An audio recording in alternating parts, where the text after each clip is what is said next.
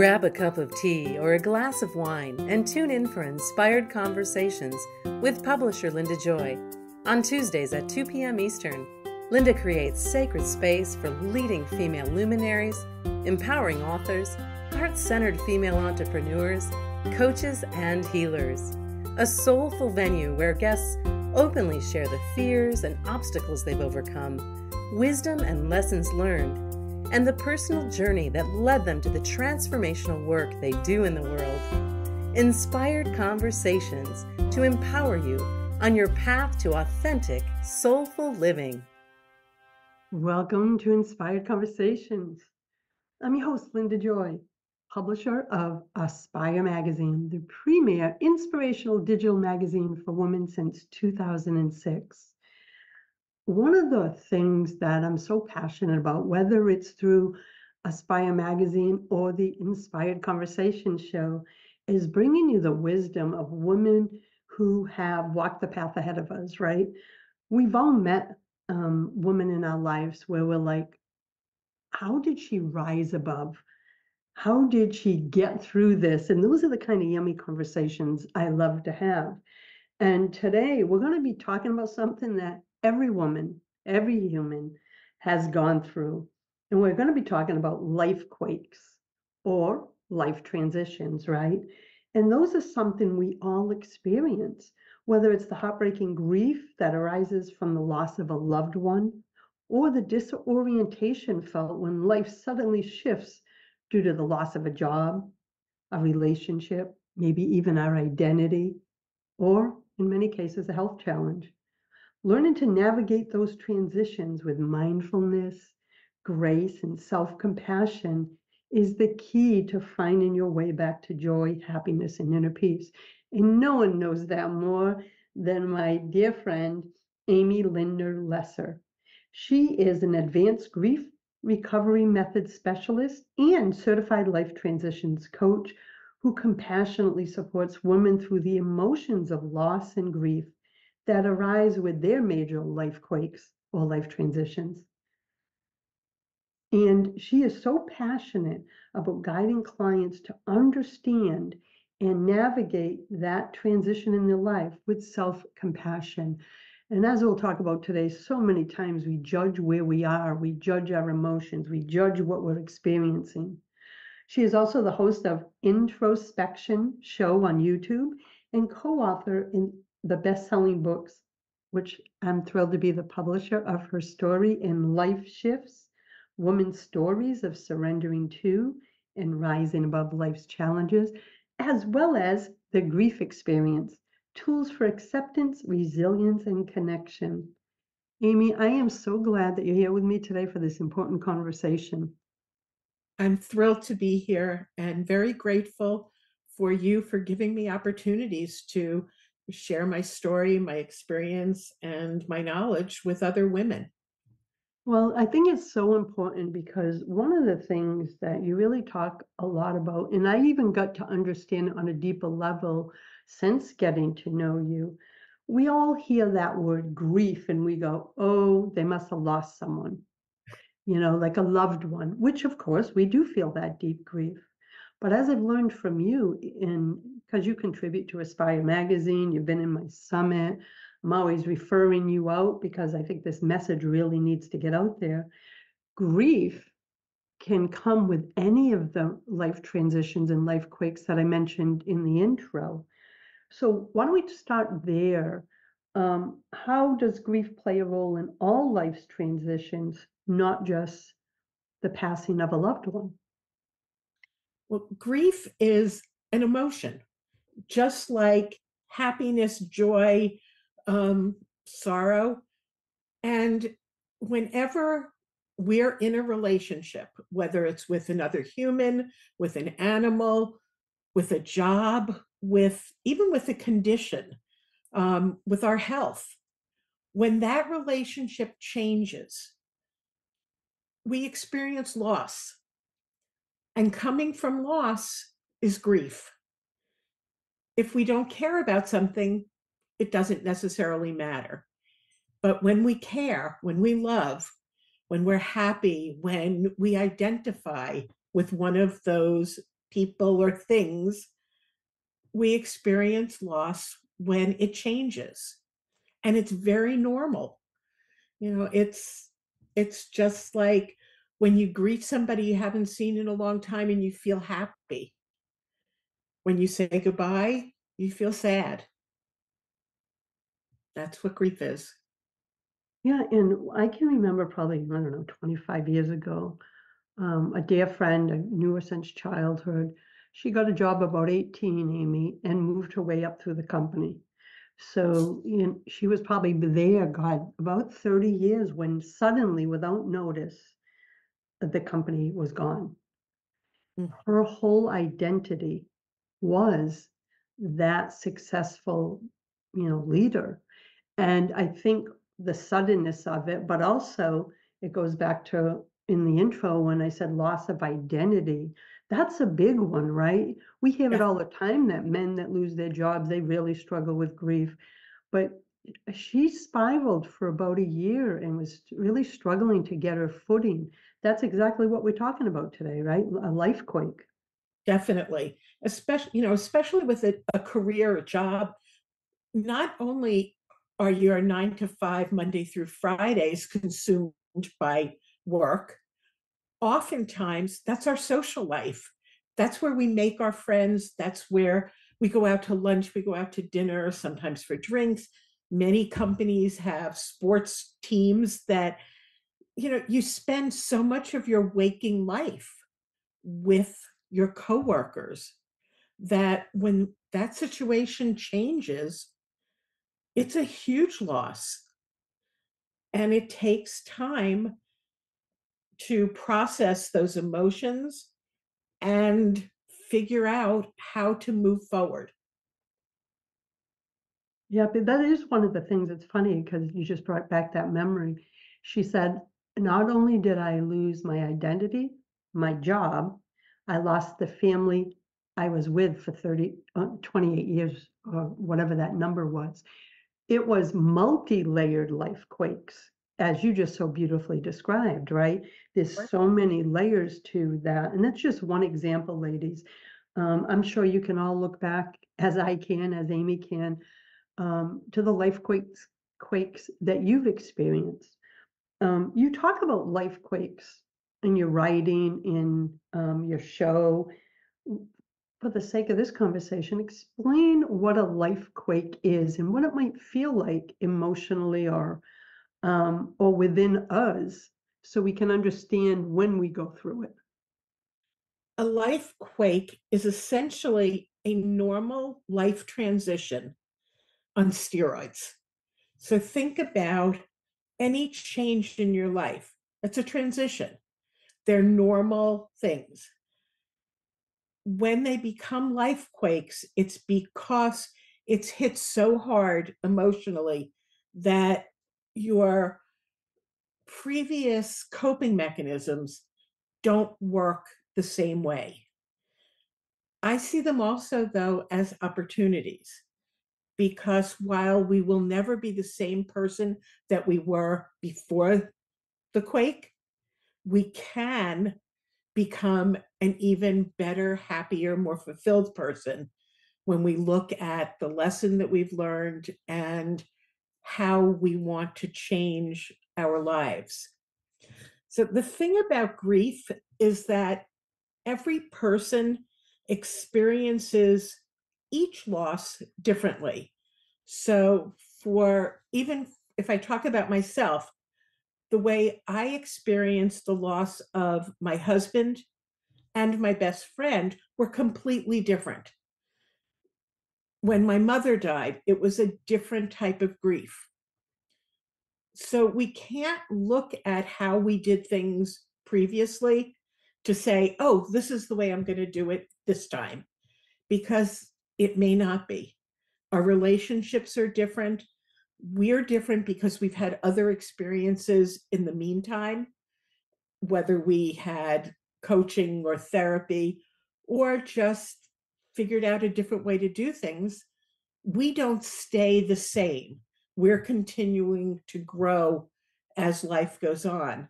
And so we respond differently.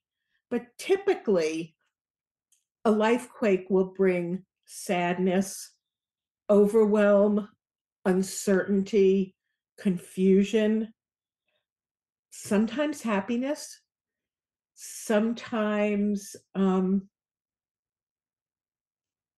possibilities. It's not, the possibility is not necessarily an emotion, but there's that, I don't want to say elation, but there's a It's like hope, maybe hope in. hope is probably the word that I'm looking for, of what could be. For many women, especially when a parent passes or a spouse, all of a sudden we realize that we don't have to behave in a certain way that we did for that relationship. And it's very freeing. We have possibly made decisions about our lives because of how it affected the people we loved. We tend to be very much people who are people pleasers. We want to make the people we love happy. And often it's at the expense of our own happiness. So it feels like Um, we go through this internal shift of re-identifying not only who we are, but what's important to us. And we're going to take a quick break, Amy. When we come back, I want to talk about that more and also talk about some of the ways that we can navigate transitions. So we'll be back in a moment. I am with Amy Lindner-Lesser of introspection.com. Now, introspection, in is two N's, so introspection.com. We'll be right back. Connecting you with the best of the conscious minds in the world. Om Times Radio. IOM FM. Life quakes or life transitions and the aftershocks that follow are something we all experience. A life quake can stem from the heartbreaking grief that arises from the loss of a loved one, or the disorientation felt when life suddenly shifts due to the loss of a job, relationship, identity, or health challenge. Learning to navigate these transitions with mindfulness, grace, and self-compassion is the key to finding your way back to joy, happiness, and inner peace. Advanced Grief Recovery Method Specialist and Certified Life Transition Coach, Amy Lindner-Lesser, MSW, expertly supports clients to navigate their life quakes and transitions with warmth, kindness, and grace. Learning to accept support as you navigate your way through the aftershocks is one of the most powerful gifts you can give yourself. Learn more at introspection.com. That's introspection.com. Ascending Hearts is no ordinary dating site, but a spiritual dating site with a purpose, to link you with your soulmate. We engineer the serendipity so you can trust that you will attune with someone that has the same matching vibration as you.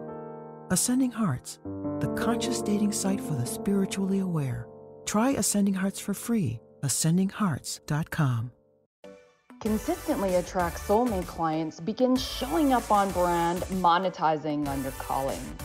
Welcome all spiritual coaches, leaders, healers, light workers, and practitioners to a show that turns you on in your business and amplifies your magnetism. I'm host, catalyst, and spiritual business coach Rosalind Fung, and I'm here to journey with you into the juicy and help you discover where the real gaps are. Ignite your mindset and soul with strategies and systems as each episode takes you to the sweet spot that activates your soulgasmic business by tuning in on Tuesdays at 10 a.m. Mountain. Join me for your light language activation and let's magnetize and monetize. Your conscious lifestyle on steroids. Om Times Radio. IOM FM. Welcome back, my friend. You're listening to Inspired Conversations. Thank you for circling up with me for this important topic. I am thrilled to have Advanced Grief Recovery Method Specialist, Amy Lindner-Lesser, here with me today. And right before the break, you were explaining what a life quake is. We're all raising our hand like, yep, and I've been there, most likely multiple times if you've been on this earth a long time. Some of the things that you've taught and written about, in fact, you wrote an article for Aspire magazine, which I love, and it was about 7 steps to find the silver linings that can help you move forward after a life quake. And one of them really, well, there's a few that spoke to me. We'll talk about them. But one, Amy, is give yourself grace. Like, treat yourself like you would a dear friend or family member. And when I read that one, I'm like, that's what my friend struggled to do back then. She didn't give herself grace for being where she was. So can we talk about that? What you mean by give yourself grace? Allow yourself to be where you are. I know most of us have heard the expression, you're exactly where you're supposed to be. And that's true, that there is, whether you believe there's a God or the universe or spirit, I believe that there is a plan for us and we're always on the right path. It may not seem like it. It may seem really mucky, but we are in the right place. And there's something that we should be getting out of our experience. And so when I say to give yourself grace, it means don't beat yourself up if it's been too long in your own mind to be grieving still. We grieve at different paces. And grief, like life, is not a straight line. It's a very spirally line with going up and down. In some ways, it's like a spring where the spring may get tight and compress, and then it may open and pop out, and then it goes back down a little. So treat yourself the way you would treat a dear friend. You wouldn't tell them to hurry up and get on with it. So don't tell yourself to do that. Allow yourself the space and the time to grieve the way you need to grieve. That's beautiful.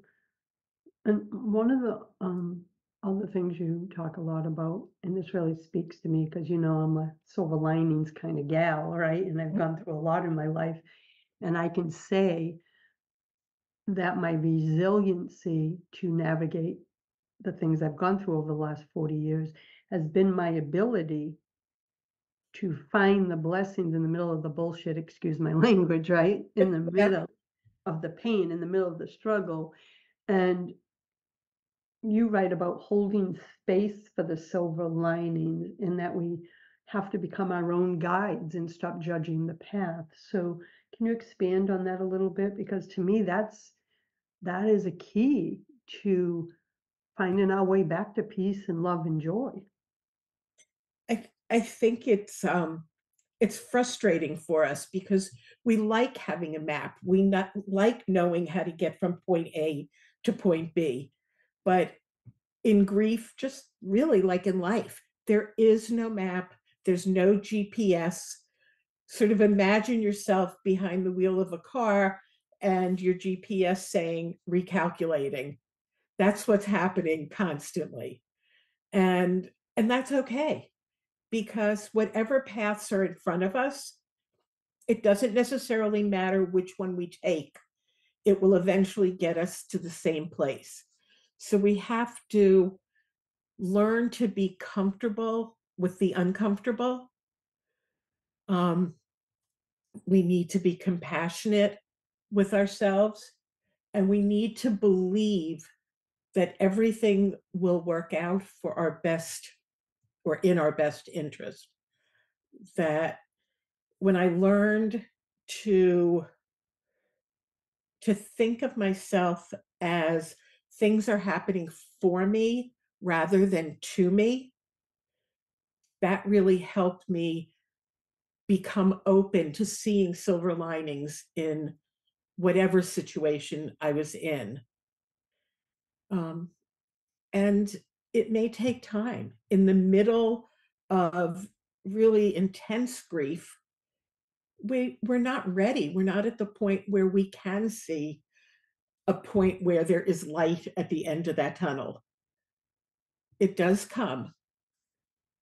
And one of the things that I want to make sure I let people know if they are not aware of it is that grief never disappears. It's something that we learn to walk with.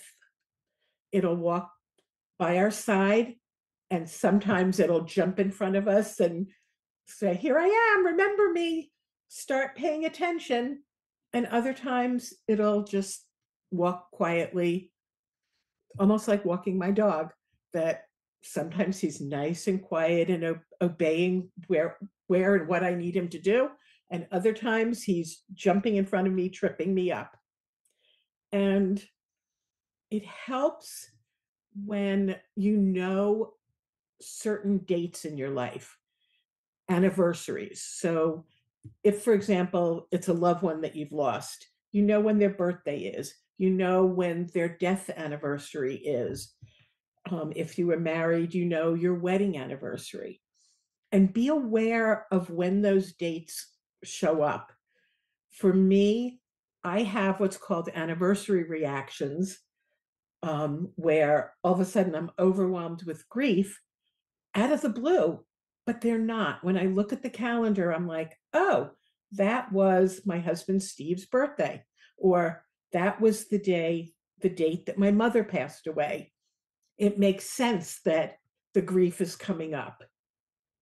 And I'm at the point now in my life, and we will all get there, where I can think back and think about events and things that were said that make me laugh and that make me smile, so that thinking about the situation or the person no longer make me melt and fall apart. There are times, though, that I sit in my office and just say, I'm not going out today. I don't want to people, not up to it. And that's okay. It's a beautiful reminder too, to honor where we are. And I can relate, because even though it wasn't the loss of something, I think when Dana got diagnosed in 2019, there was this 72-hour period. And for new listeners, he was diagnosed with a pituitary brain tumor that was found because he had lost his sight. And then 4 days later, while researching that, they found an aneurysm on his main communicating artery above the tumor, but unrelated. You know, it's so funny, Amy? And everyone knows we looked for the blessings and focused on that, and so many miracles came. It's going to be, 5 years this coming November. But last year, on the date that we received that first call, I was feeling so off. Mm-hmm. So I'm sitting there going, this is so strange. Why am I feeling it? It was sadness, a little bit of anxiety. And suddenly, I got that same memory of, oh my goodness, this is the date he was first diagnosed. So everything that was still in my energy field and body from that day, the memory of the news, came rising to the surface 4 years later. So I love that you shared that like that was part of my healing. It came up to just say, hey, we got some healing to do there, but I just held space for it. And the moment I put the two pieces together, it almost dissipated. Mm-hmm. And I thought that was powerful too. Amy, we're going to take a next break. We can keep going and going. I'm like, oh no, I got to take my break. When we come back, I want to talk about a tool that you use with your client called Inspiractions. I just love that name, by the way. Thank And you. we'll be back in a moment. I am with Advanced Grief Recovery Method Specialist, Amy Lindner-Lesser. Please visit our website at introspection.com, and in is INN, trospection.com. See you in a moment. The best of the holistic, spiritual, and conscious world. Om Times Radio. IOM FM. Inner peace, joy, and fulfillment are yours, even if they feel out of reach. When you learn to befriend your shadow emotions instead of avoiding or stuffing them, you free yourself of self-sabotaging patterns, beliefs, and habits that keep you from living your most authentic life. As a life transitions coach, professional certified coach, certified RIM facilitator, IPEC Energy Leadership Master Practitioner, and Human Design Consultant, Mary Jo Rathgeb intuitively and compassionately supports women to shine a light on their shadow emotions so they can reclaim the energy and wisdom contained within. This sacred work frees women to be who they really are and not someone they think they are supposed to be, and empowers them to live a life that aligns with their deepest truth. Learn more at maryjorathgeb.com. More than 24 million Americans have an autoimmune disorder, and that number continues to grow. I'm Sharon Saylor, and I'm one of those 24 million. To put that number in perspective, cancer affects about 9 million and heart disease up to 22 million. That's why I've brought together top experts and those thriving regardless of their diagnosis to bring you the latest, most up-to-date information. Join me, Sharon Saylor, Friday night, 7 p.m. Eastern, for the Autoimmune Hour on Life Interrupted Radio to find out how to live your life uninterrupted. Hey, hon, what you doing with your phone? Taking pictures? No, I'm asking it questions. Like what? Hey, Bobo, do flowers have best friends? I'm sorry. I'm afraid I don't know that. Hey, follow me. I want to show you something. Look, flowers do have best friends. Whoa. Some answers can only be found in nature. Discover the unsearchable. Visit discovertheforest.org to find a trail near you. Brought to you by the United States Forest Service and the Ad Council. Free your mind with Om Times Radio. IOM FM. You're listening to Inspired Conversations. Thanks for being here. I am personally really tapping into this conversation and the wisdom Amy has to share. And right before the break, I was sharing a moment that 4 years later, a memory of a life shift and a life quake hit me energetically. So thank you for allowing me to share that too, because I'm sure many can relate, Amy. I'm glad you did share it because it shows also that a diagnosis or a change in our health also creates a loss. And in your case, it sounds like it was a little bit of grieving beforehand because of the fears of what could happen. It was anticipatory grief. Yeah, it was the unknowns that I think at that time embedded in my body. There was so many unknowns at that moment. So, to have it come up 4 years later on that date. But as you said, now I'm aware on certain dates, like a surgery date was 4 weeks after that. Those are the dates that it may come up. And then I know now to think of the blessings that unfolded from that. In the moment I put the two together, as I said, the anxiety, the emotion really dissipate. It's almost like, hey, Lynn, I'm still there. I don't know. To me, it's just amazing how our subconscious works. I love all of this stuff. So let's talk about the tools you use called Inspiractions. What does that mean and how do you use them? They are a deck of cards that are being developed at the moment. Wonderful. On one side, they have an affirmation or a statement to say it out loud and to help you get into that mindset and to make that happen, to manifest it. And on the other side, because we know that just saying something without action behind it doesn't necessarily move the needle. So it's an action that you can do to move yourself further forward. So for example, one of the affirmations might be, I'm accepting all of my feelings and letting myself feel them deeply. And then the action could be, I clean my closet and I allow myself to cry if I need to as I clear it out. Yeah, so it's like getting energy moving, right? That's exactly. where the action. Although some of the actions are just like spread the love. So instead of being home alone in your house, bring a meal to a neighbor who also might be alone or who's not healthy. It might be read a book at a daycare center or at a nursing home. Call a friend. It could be go explore your neighborhood or your town. Go to a museum that you've never visited. Go for a walk. I love about giving to others, because for myself, when I'm in that energy, the one that makes us feel less than and we feel stuck, it's the way I like to move out of it is make it about someone else. So I love that you said, like, volunteer, deliver a meal. There's something in that giving of love, as you shared, that can really help elevate where we are right now. I'm not saying it erases the grief or the loss, but it brings us up a couple steps in our vibration so that we can see the light. Definitely.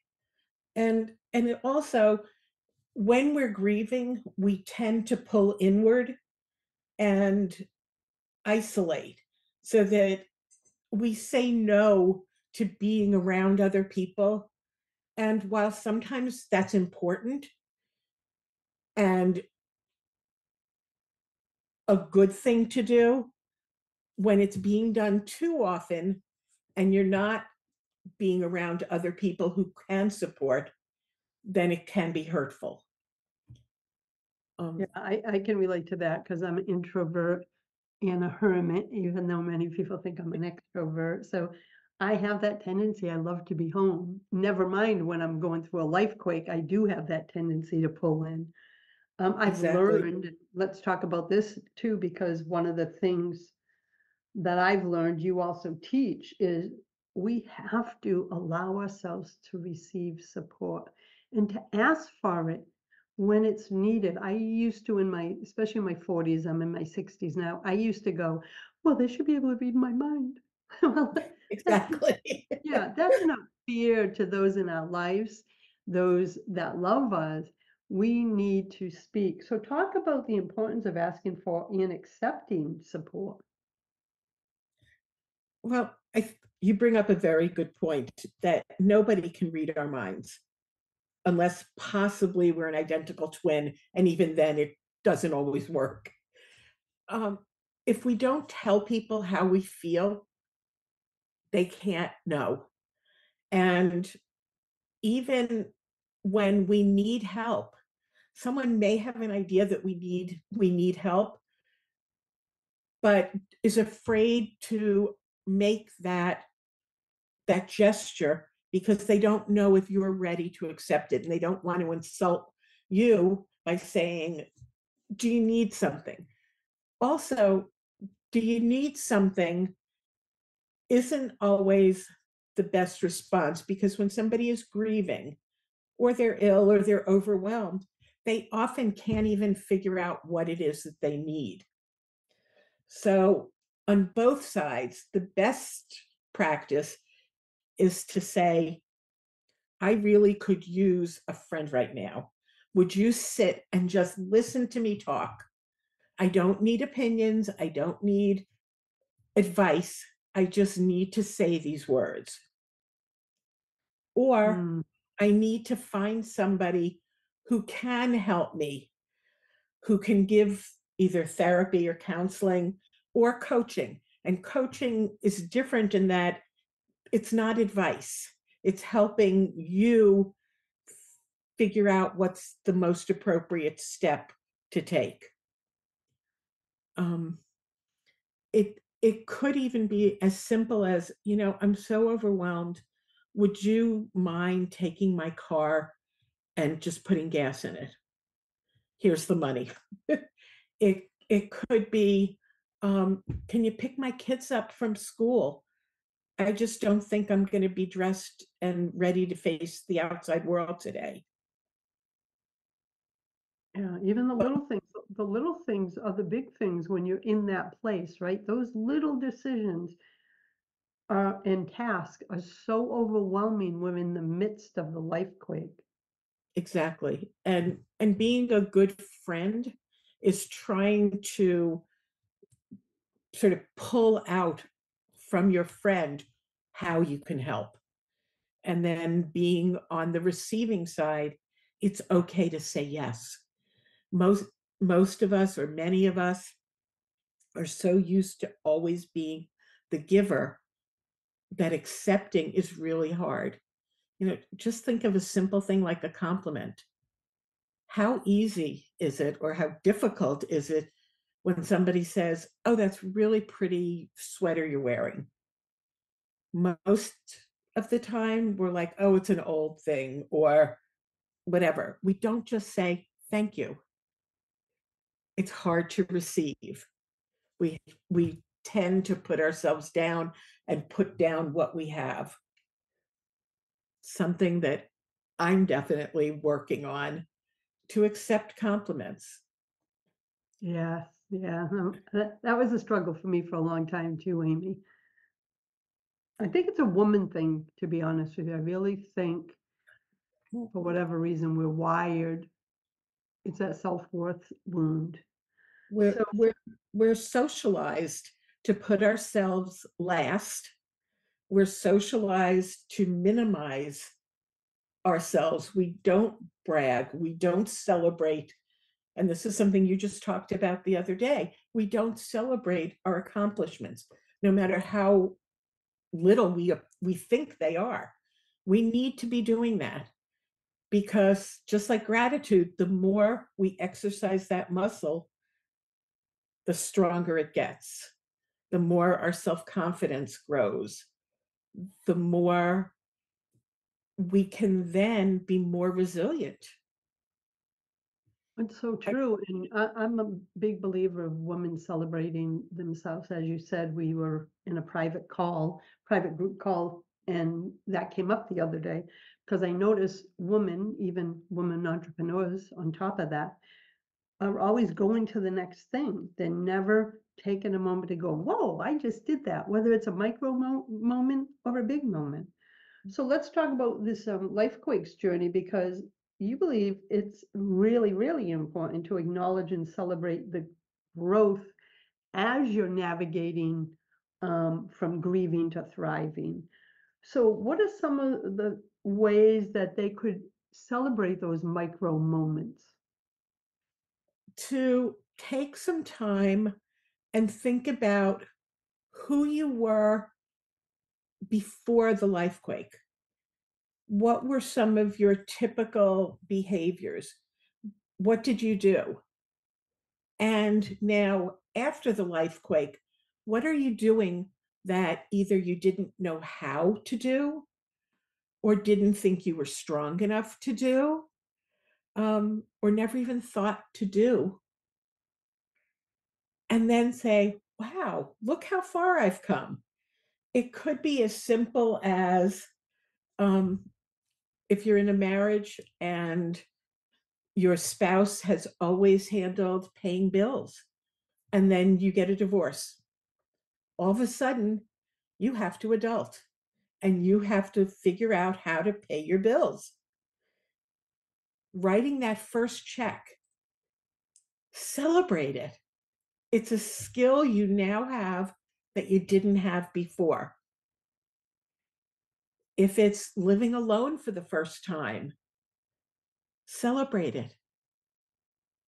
Celebrate cooking for yourself. Or, like many women, celebrate going out to eat on your own. I know that's a big fear of many women, to be in public alone. I guarantee nobody cares that you're sitting there by yourself. They're not all staring at you. They're not all thinking about, why is she doing that? You can take a book with you and Celebrate that you've tried something new.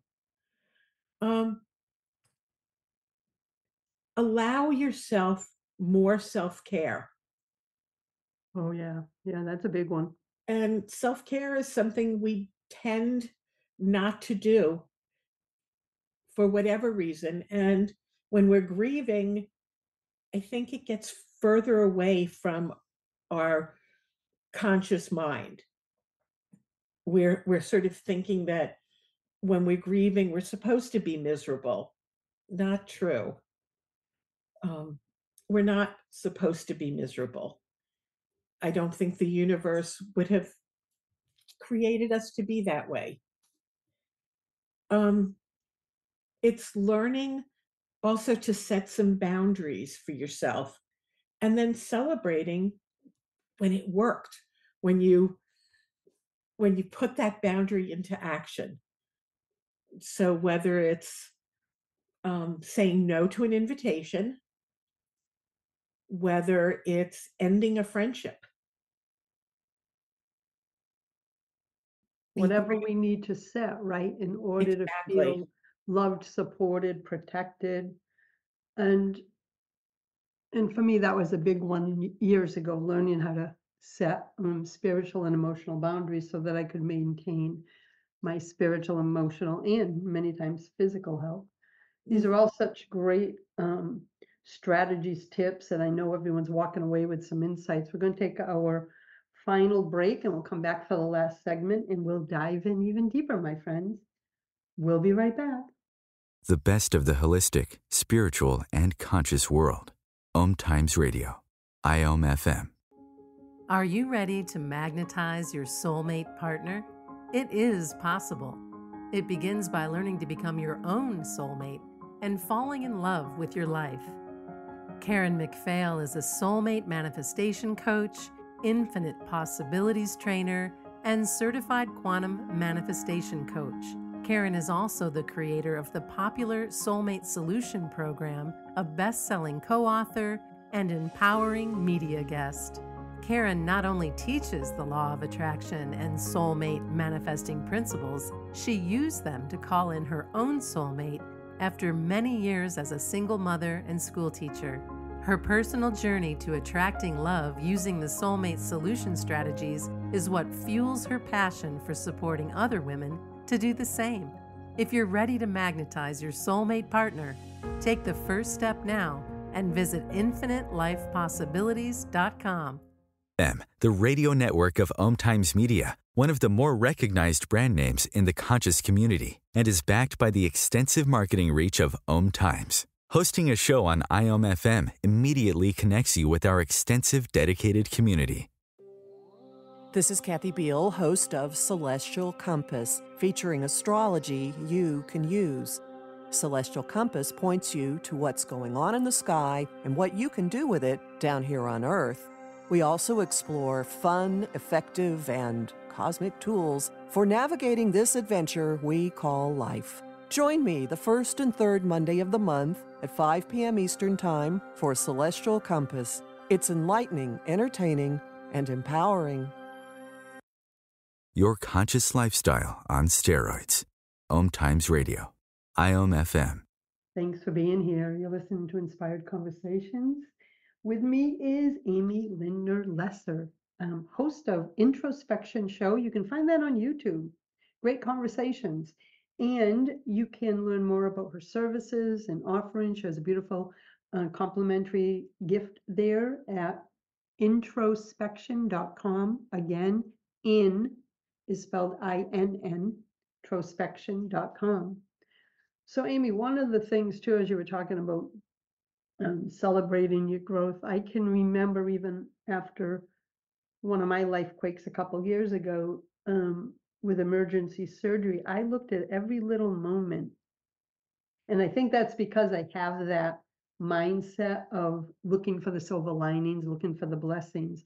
But I celebrated everything. The first day I got up with the walker, even though I couldn't walk, I at least stood up. And I remember going, oh my God, I stood up. And I could see the nurse looking at me like, but you didn't take a step. But internally, I knew if I didn't celebrate that micro moment, then I was never going to take the next moment. And that was a big part of my healing. And now I guide my clients to do the same. So even if someone is grieving, as you shared in your article, even going out to the mailbox to get the mail after being in the house like a hermit, grieving for 3 weeks, that's a milestone. That's a Definitely. celebration. It's those little things that we never give ourselves credit for. I think it's such an important part of our healing journey and reconnecting to what gives us joy. So I'd love to talk about that too in this segment. How do we, and I know your inspirations help that because I'm looking at some of your beautiful affirmations, like for the affirmation of acknowledge and celebrate your growth, you have, I celebrate each step of my journey. I know that I'm moving forward with each milestone, regardless of the size. In regard to support, one of your beautiful affirmations are, I ask for and accept help when I need it. So, when you're in that place of healing, and as you're starting to move forward from like grieving and you're stepping towards thriving a little. So you've moved through a lot of the dense stuff. How do you re-identify what gives you joy? Like my friend, for example, she only had that identity. She didn't remember the things she liked to do because she was always with the same people doing the same things. She lost herself. Do you notice with a lot of life quakes, that's what happens? Yes. Yeah. It is common.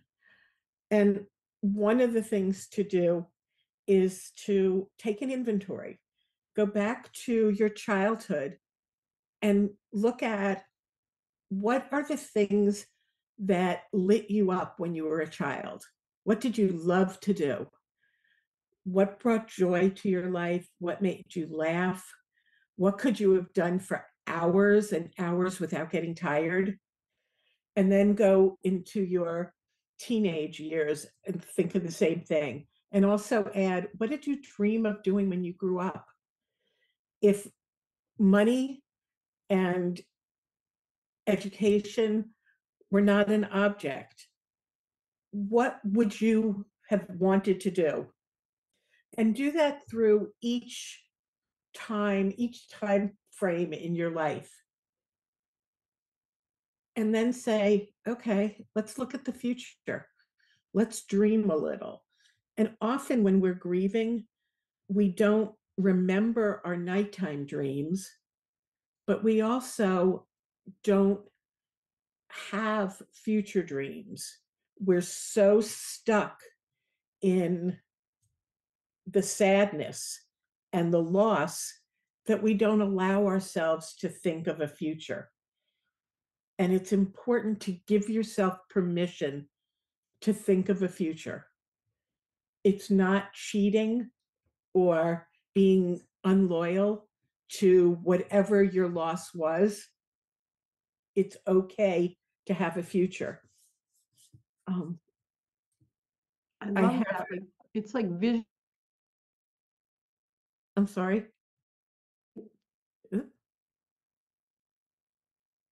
That's so powerful. And Amy, are you a big journaler? I am. I love journaling. Me too, because I could see doing everything you just said, like in my journal, and then having a conversation of what will I try now from back then. Like I used to think I always wanted to be an artist, right?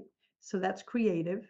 Mm-hmm. And I painted for 30 years from up until I was 32, no, 42. And then would sell a lot of paintings. And then I never picked up a paintbrush since.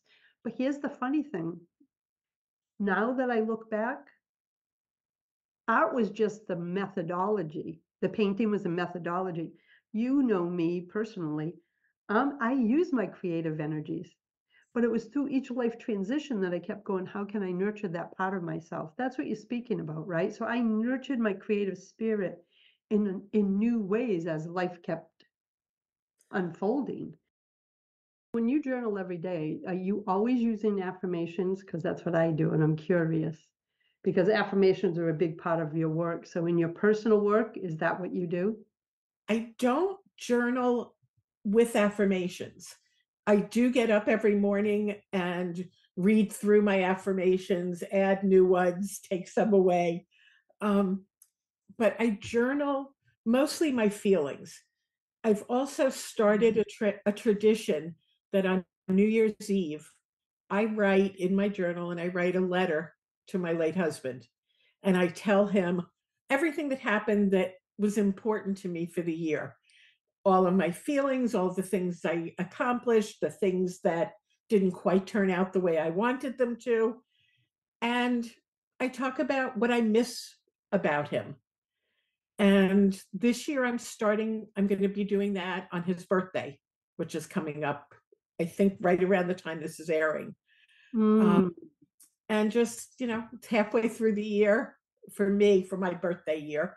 Yeah. And we'll let him know that I'm thinking about him, or maybe it'll be to my best friend because her birthday would have been in April. So at some point I will be starting a new tradition of a different type of journal. That is powerful and beautiful. And everyone, we had a little tech glitch, so you may hear a little glitch as you're listening. So thank you for your patience. So as we come to a close, if someone is in the middle of a life quake right now, what is one thing you want their heart to know? If you're in the middle of a life quake, you may not even realize it, but know that you will come out of it.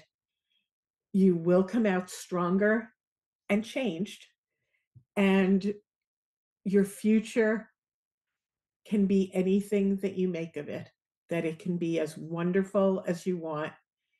Just trust that the universe has your back and will keep carrying you. So I see grief as a stormy sea, and the waves keep rolling, but know that eventually you'll get to calm waters and things will they'll go beautifully, and you will be changed forever, and you can be changed forever for the good. I believe that just from my own life experiences, the darkest days of my life, as hard as they were, when I look back, were really setting me up for what was to come. Because all my darkest times, I learned about empathy, self-compassion. I found out how resilient I was, how strong. All that, those lessons come when we choose, come with us into this newest version of ourselves. So now I can look back and I don't have any regrets of anything that I've experienced and lived, because I'm like, it was preparing me for the beautiful life that is ahead, on the other side of the pain, on the other side of the loss, on the other side of the grief.